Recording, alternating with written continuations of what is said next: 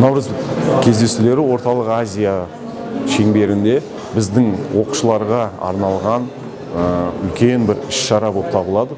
Бұл жерде өздерінің ойларымен, идеяларымен бөлісе отырып, ары қарай бұл саланы дамытуға үлес қосуға бір бастапқы қадам деп білеміз.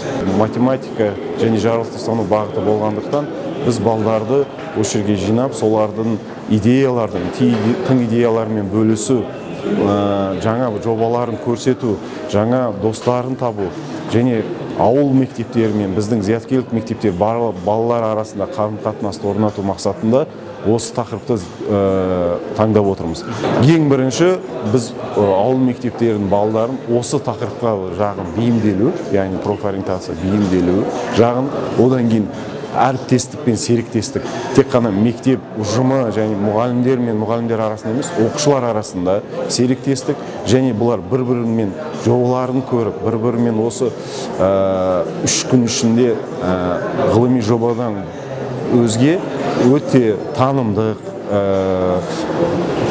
мәдени іс-шаралар болады. Сол жерде команда құру жағынан және бір-бірінің тәжірибесімен алмаса отырып, ары қарай бірге жұмыс істейді деген үмітпен, және біз енді сол серіктірек мектеп болғандықтан бұл идеяны алып, ары қарай өз ауылдарында ары қарай дамытады деген үмітпен жасап отырмыз. Және сол себепті соларды шақырып отырмыз осы жерде.